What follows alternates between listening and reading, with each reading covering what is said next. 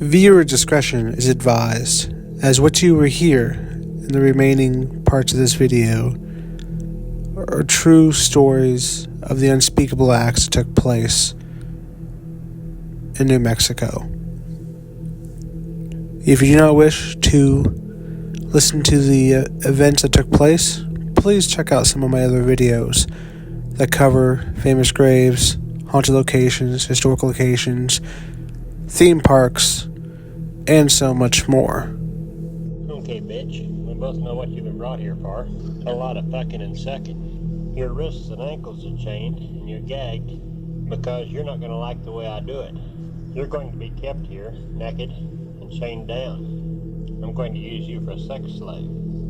I'm into bondage and S&M. It's kind of hard to find willing partners that goes for that shit. So when I get the urge, I go out, find me some good-looking little bitch that turns me on, kidnap her, and keep her in my playroom for a while for a sex toy. And this time it's your turn. You're going to be tied or chained in different positions. In the quiet desert town of Truth or Consequences, New Mexico, a shadow looms over its tranquil streets, forever marking its history with tragedy. David Parker Ray, and famously known as the Toolbox Killer, haunted the minds of residents with his heinous acts of cruelty.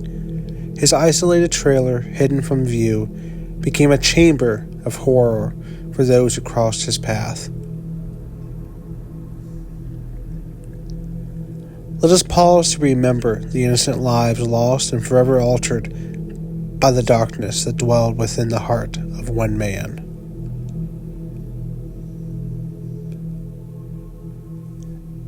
In memory of those who suffered, their stories serve as a solemn reminder of the fragility of life and the enduring strength of the human spirit.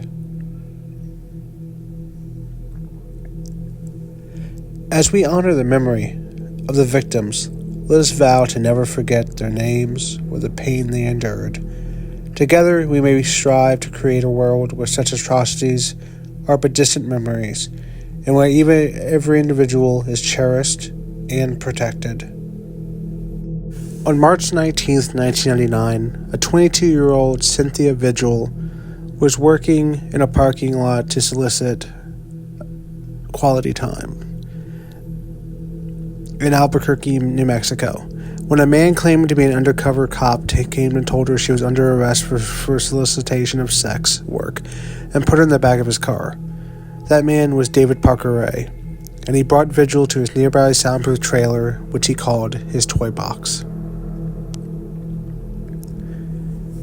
He then chained her to a table in the trailer. Over the next 3 days, he raped and tortured Vigil, with help from his girlfriend and accomplice, Cindy Hindi.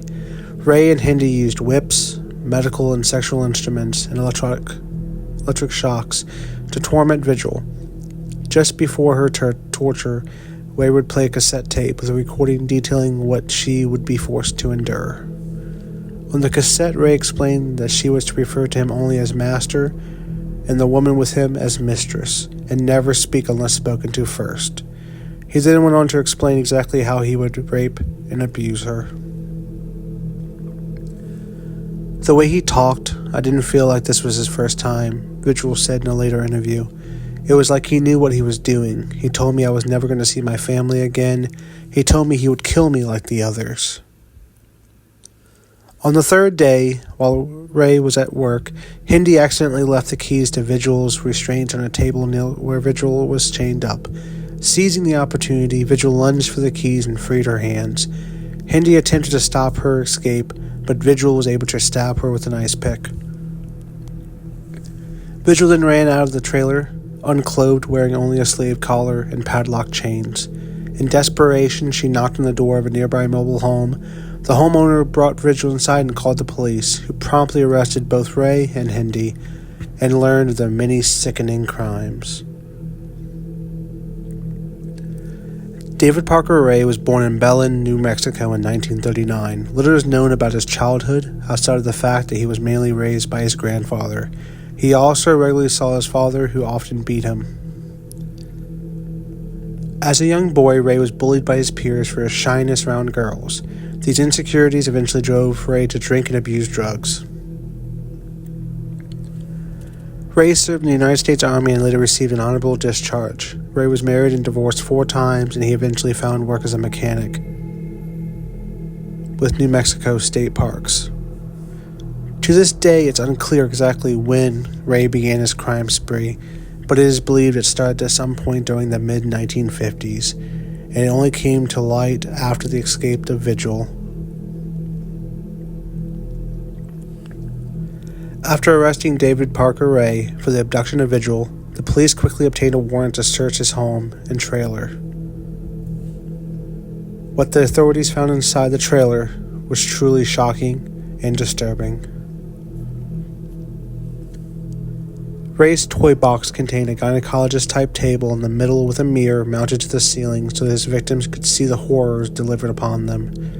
Littering the floor were whips, chains, pulleys, straps, clamps, leg spreader bars, surgical blades, saws, and other inappropriate products. Authorities also found a wooden contraption which was apparently used to immobilize Ray's victims while he and his friends sexually assaulted them.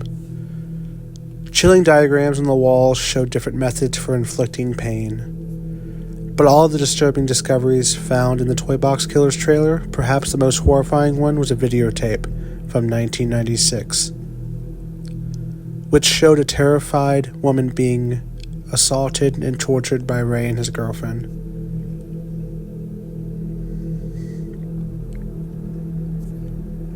Amidst the publicity of the arrest of David Parker Ray after his abduction of Cynthia Vigil, another woman came forward with a similar story. Angelica Montano was an acquaintance of Ray's who, after visiting his house to borrow cake mix, had been drugged, assaulted, and tortured by Ray. Montano was then left by a highway out in the desert. Luckily, she was found there alive by the police, but there had been no follow-up on her case. Ray often drugged his victims while tormenting them, using substances like sodium pentothal and phenobarbital, so that he could not probably remember what happened to them if they survived their torture. But now, since both Vigil and Montano were willing to testify to Ray's crimes, the case against the Toy Box Killer grew stronger. Police were able to press Ray's girlfriend and accomplice Cindy Hindi, who quickly folded and began to telling the authorities what she knew about the abductions. Her testimony led the police to discover that Ray had been helped by multiple people, including during his kidnappings and assaults. Ray's accomplices include his own daughter, Glenda Jessie Ray, and his friend, Dennis Roy Yancey, and at least some of the vicious attacks ended in murder. Yancey later admitted to participating in the brutal murder of Marie Parker, a woman who had been abducted, drugged, and tortured for days by Ray and his daughter, before Yancey strangled her to death in 1997. Despite this horrific story and its chilling implications for David Parker Ray's other unknown victims, at least one more woman survived this Toy Box Killer's torture chamber. Surprisingly, it was the same victim who was seen being assaulted and tortured in the 1996 video found in Ray's trailer. After some details were released to the public about the woman in the video, she was identified by her ex-mother-in-law as Kelly Garrett. Garrett was a former friend of David Parker Ray's daughter and accomplice Jessie. On July 24, 1996, Garrett had gotten into a fight with her then-husband and decided to spend the night playing pool at a local saloon with Jessie to cool down. But unbeknownst to Garrett, Jessie roofied her with beer. At some point afterwards, Jessie and her father placed a dog collar and leash on Garrett and brought her to the Toy Box Killer's trailer.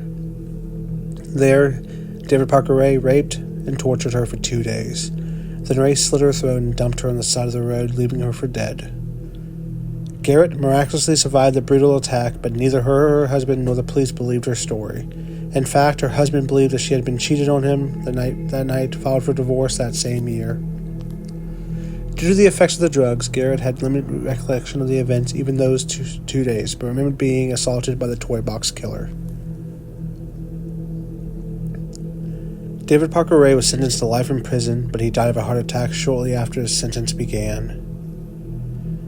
David Parker Ray's crime spree is is believed to have spanned from the mid-1950s to the late 1990s. He was likely able to get away with it for so long because he targeted many women who were of low socioeconomic status.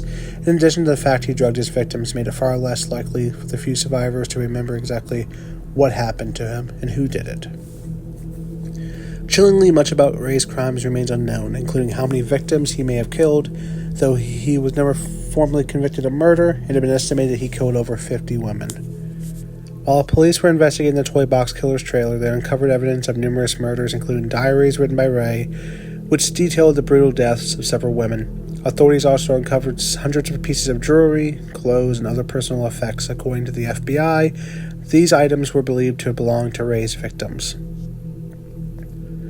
That, plus the effort that David Parker Ray put into his Toolbox, points to a horrifyingly large number of potential murder victims. But despite all the evidence, the authorities weren't able to create additional cases, and although both Hindi and Nancy identified areas they believed Ray disposed of bodies, police found no human remains in any of those locations. But while we may never know exactly how many people Ray murdered, he confirmed crimes against his surviving victims, Vigil, Montano, and Garrett, were fortunate enough to put him away for life. The Toolbox killer was ultimately sentenced to 224 years in prison. As for Jessie Ray, she received a sentence of 9 years.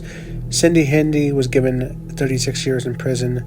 Both were released early, and they walk free today. David Parker Ray died of a heart attack on May 28, 2002, not long after his life sentence began. He was 62 years old at the time of his death. Though several years have passed since then, authorities are still working to connect the Toolbox killer to his many suspected murder victims. May his victims' stories be told.